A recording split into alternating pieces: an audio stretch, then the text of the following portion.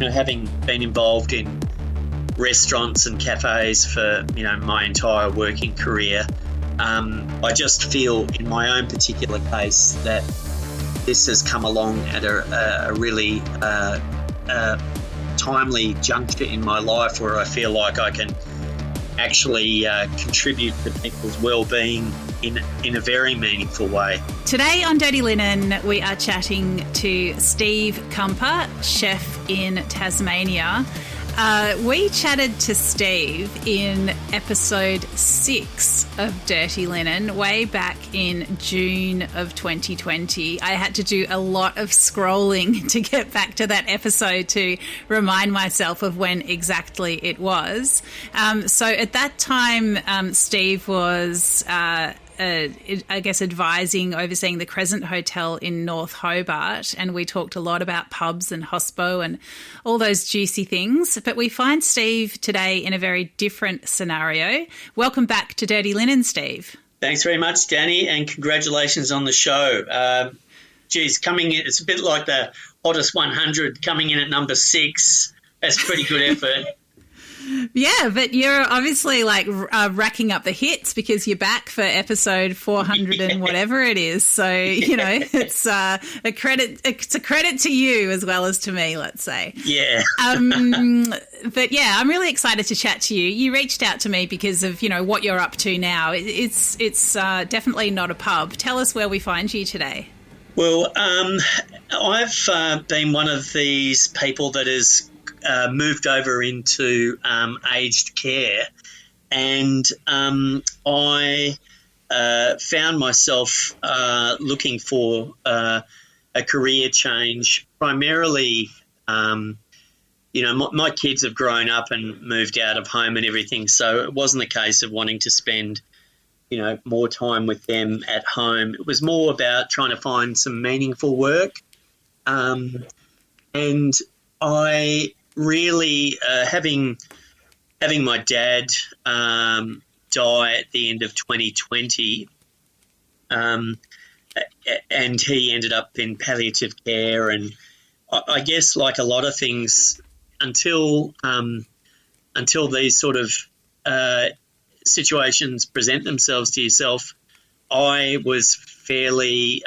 immune to all of the issues in aged care because it didn't really affect me. But when it did, it kind of opened my eyes actually, and I thought maybe that would be something that I could get myself involved in. So, I mean, what did you see with the experience with your dad that, what were your eyes open to? Oh, well, it wasn't any sense of anything particularly wrong or anything, that was wanting. It was more that the experience just opened my eyes to what's involved, and of course, food is essential to everybody, and of course, and as we all know, and in an aged care setting, it is as much as important as any other setting. And I just began to think, maybe I could help, and I could, put my years of experience together to try and make sure that people's experiences in the aged care setting were as good as they could be. And so tell us about your role and how you've been able to, I guess, fulfill your hopes in this new type of cooking work.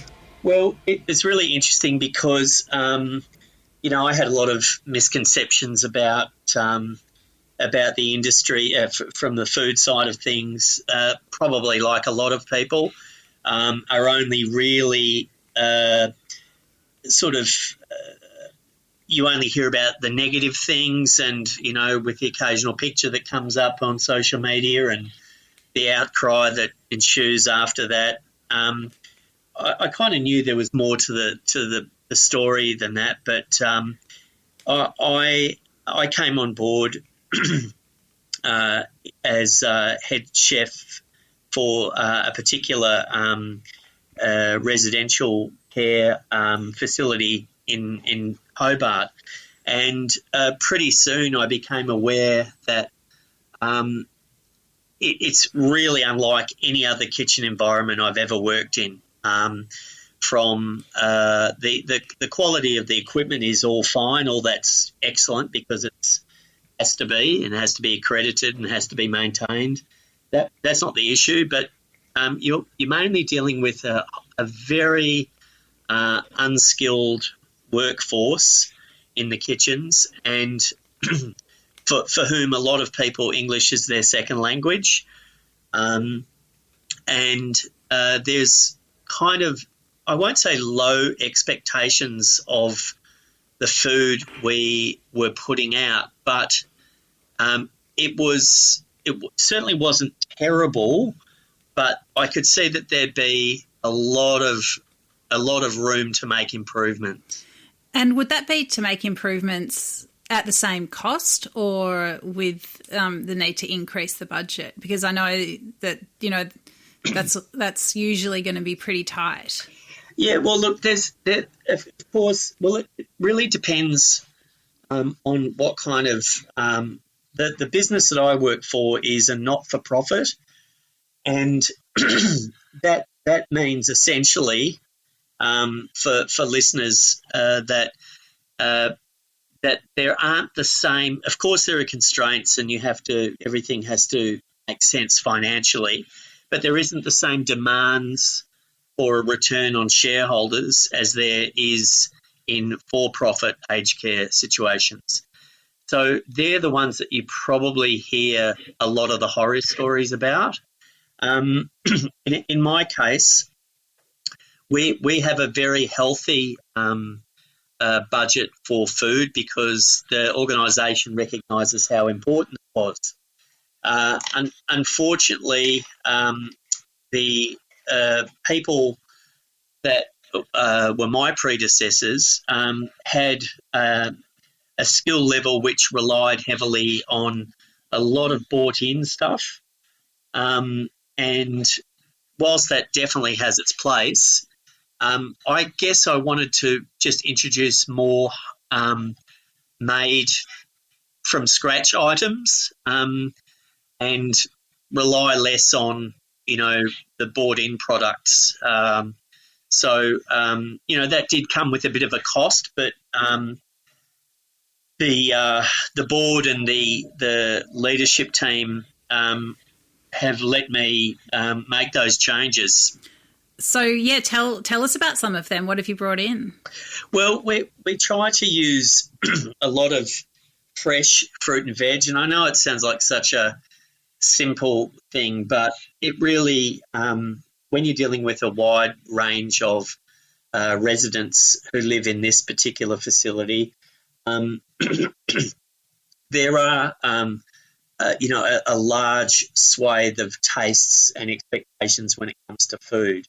So you really are cooking to a very broad demographic. And, if I could distill it down, it would probably be about 75% of our clients would be of your, I suppose, meat and 3 veg variety when it came to their meals. And the other 25%, let's say, would be a little bit more adventurous in their diets.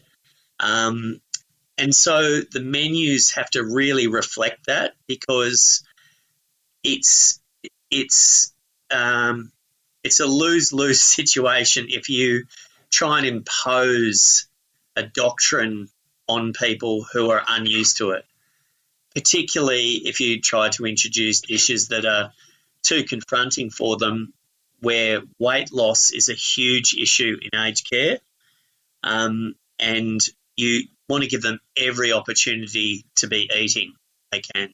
So fresh food, a lot of fresh food, a lot of items that we cook from scratch. Instead of having, pre-cooked meats, we cook them all, we chill them, we make pie fillings, we make 90% of our own desserts and cakes. We don't do cake mixes or batters or mousse mixes or panna cotta mixes. We make it all, out of real ingredients. And that's been a huge learning curve for the team. And by the by, the residents are mostly happy with it.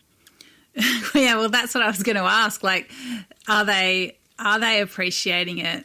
And also, how hard is it for you as a chef? You've been, of course, customer focused, but also able to be creative. How hard is it to really be? Yeah, I mean, you're their main source of calories. It's super important that they eat the food. It's definitely about them and not about you.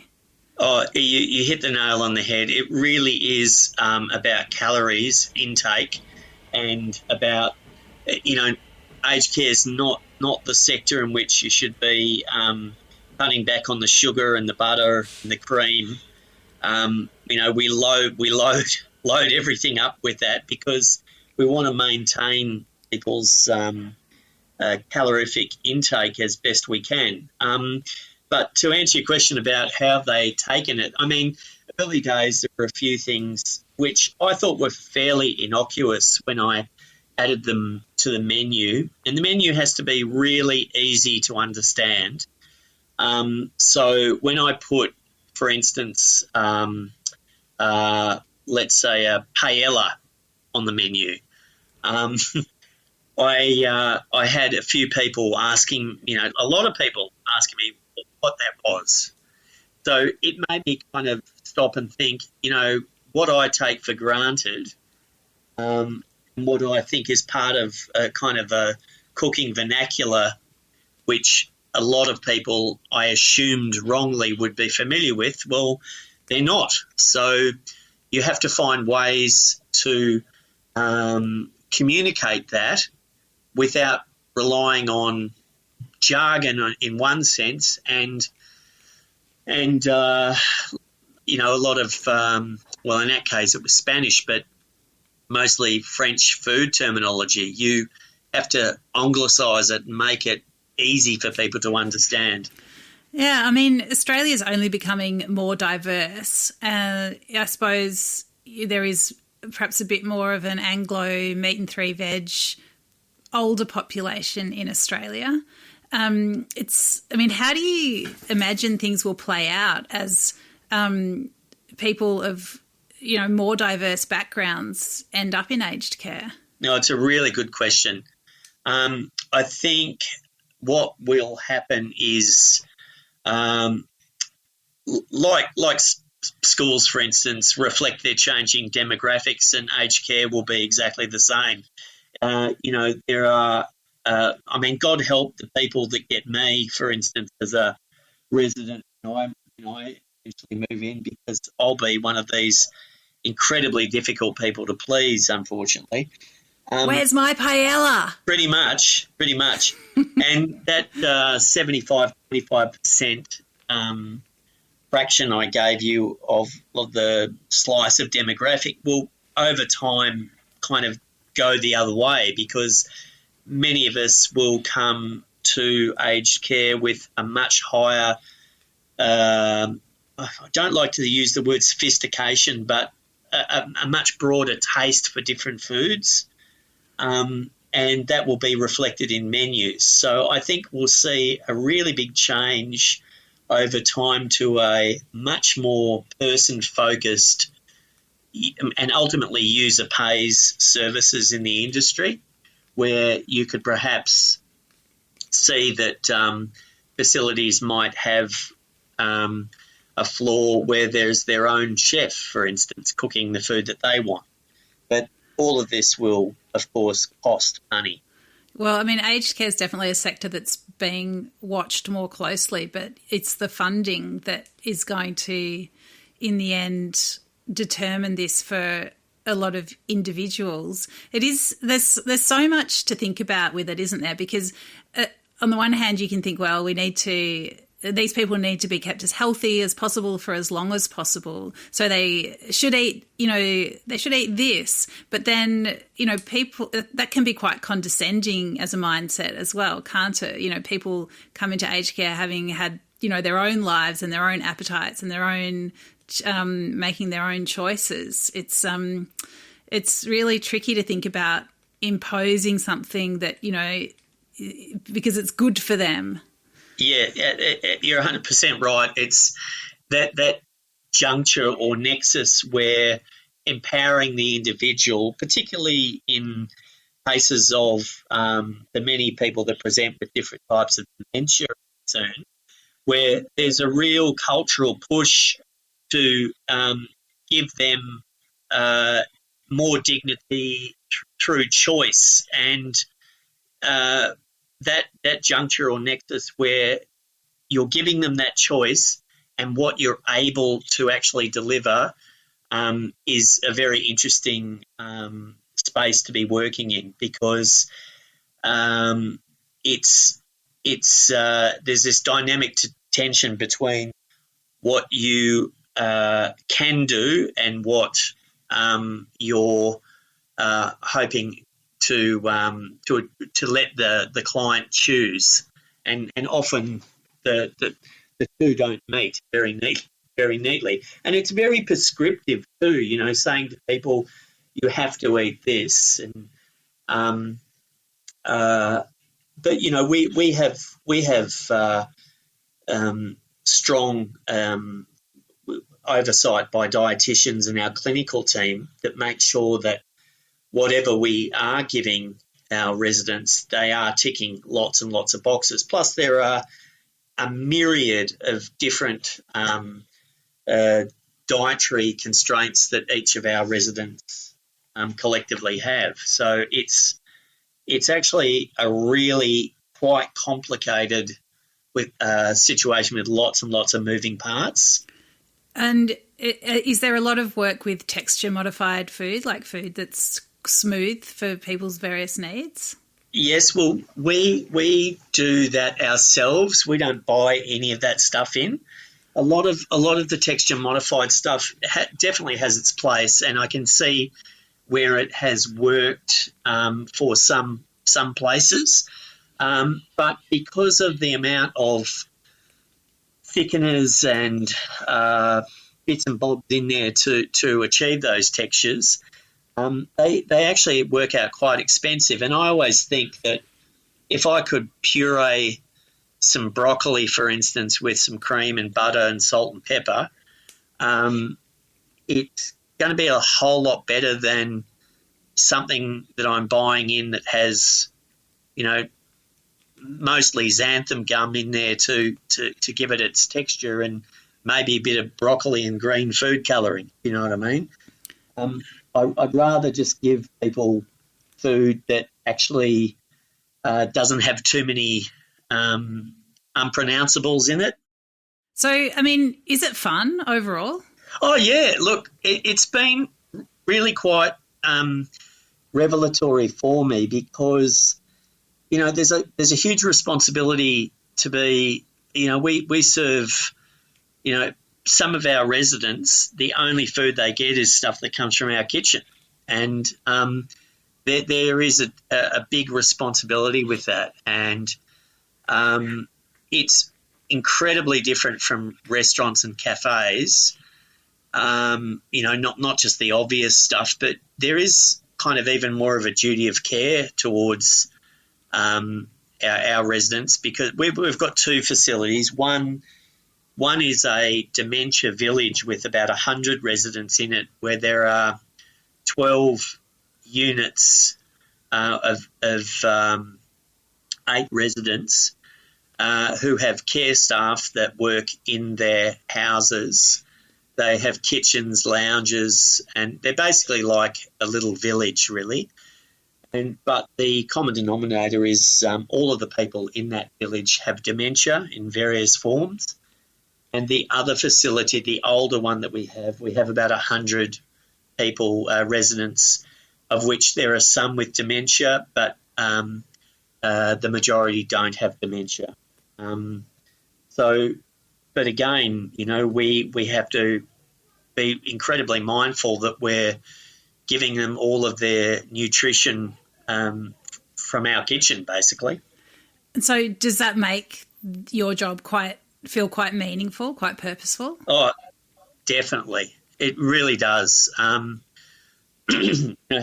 been involved in restaurants and cafes for, my entire working career, it just seems, and this is not disparaging for any of my colleagues out there at all, but I just feel in my own particular case that this has come along at a really timely juncture in my life where I feel like I can actually contribute to people's well-being in a very meaningful way.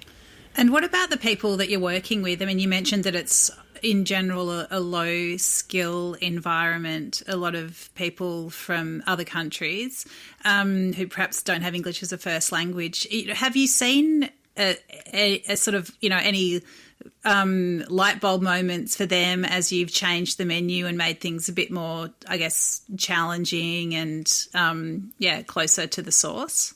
Oh, very, very much so. In fact, the team of people in the kitchen at where I'm working now, I couldn't ask for a more dedicated and committed bunch of people. They're just absolutely incredible. And they're, sponges for knowledge. They really do care about the food that they're putting up and contextualise it, to a person mostly. Geez, if my grandfather or grandmother was eating this, would I be happy? And you can't really ask more than that from them. And yet we rely so heavily on this workforce, and it's made so difficult, challenging for them to participate. And yet, without them, the industry would grind to a halt. What are the challenges that you're speaking of? Oh, just visa complications, earning capacity, a lot of them having to, a preference for some places not to put people on in a full-time capacity. So it forces them to, work numerous jobs, which, and in a casual basis, which negates them being available in the case that they are needed as a casual, because they commit their free time to other jobs. And then you also have a wrestling for their loyalty when we need them or when the other place needs them. And they have to earn a certain amount of money to satisfy their visa requirements.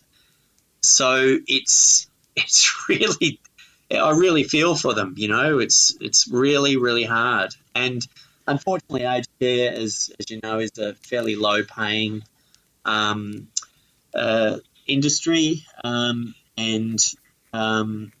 yes, that has its own challenges. I think, so many people on visas spend a large proportion of their time and so much of their mental energy in just simply dealing with the admin and the uncertainty of their immigration status. It is such a waste of energy and time when you think about it. When you think about all the jobs that need to be done, all the people that need to be fed. There is a review underway of the immigration system, and it's so long overdue. I really hope that it manages to simplify some of these processes and create more meaningful working lives for these people, but also more available employees for people such as yourself.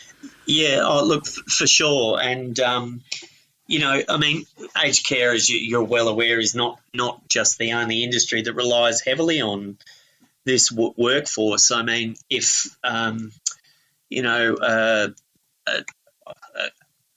3/4 of Hobart's kitchens would close down without this workforce.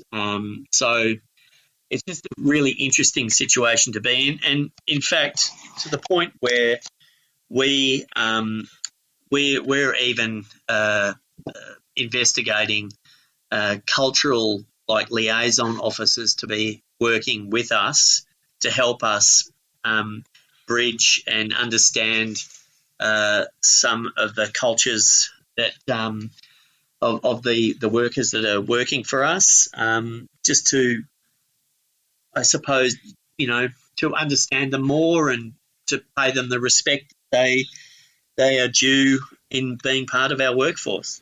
Wow, that's nice. That sounds really worthwhile. I was going to say, despite the challenges, it is a really great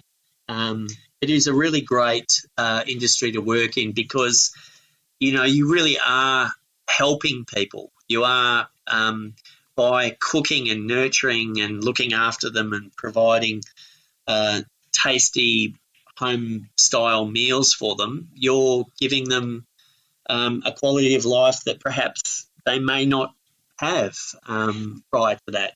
So there's a lot of goodwill involved. And do you feel, you've had a long career, you've worked in all kinds of different venues. Do you feel like this is right for you at this stage, or do you think, I wish I'd found this earlier? I mean, how do you sort of contextualise it for yourself? Yeah, that's a great question. I think it's come at the very right time for me.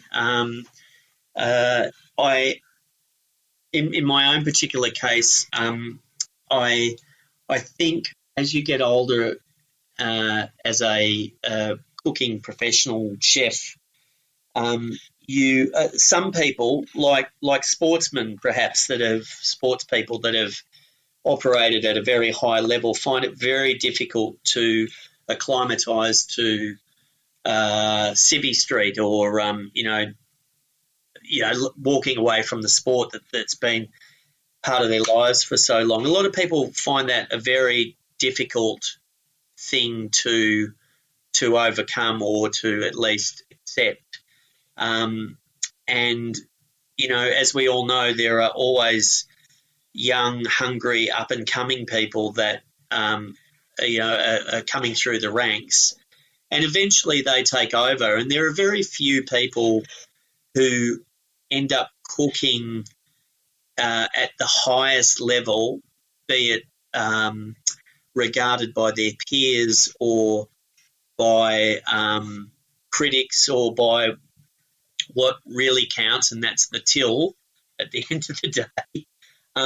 There are very few people that are still contributing meaningfully and effectively on that level as they get in their later years. So I found that my own career trajectory was starting to falter a bit, having taken some positions that,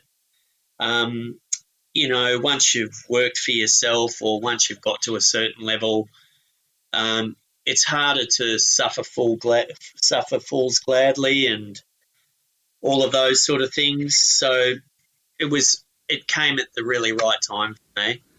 Well, it's great to hear that, and so interesting to hear your the word from the inside. A lot of us are going to end up in a place like that, and I think, speaking only for myself, food's so important to me. Just to think that it would cease to be important just because I'm old and infirm is hard to imagine. So I hope, I hope there's someone with the same care and concern and feeling of purpose and meaning cooking for me, hopefully decades into the future.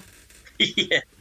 Look, I'm sure there will be. I think we'll probably see by the time you end up, or, find yourself in aged care, if that's what happens, I think you'll find that there'll be quite a renaissance that has occurred in that time. Nice. It'll be paella every Tuesday. Yeah, exactly. Thanks, Steve. Always great to catch up with you, and I Thanks, really Dani. do appreciate your return visit to Dirty Linen. Yeah, all the best, and thanks for having me on. This is Dirty Linen, and I'm Dani Valent. We air the issues that the hospitality industry finds hard to talk about, hearing from different people with unique perspectives. We want to hear from you as well.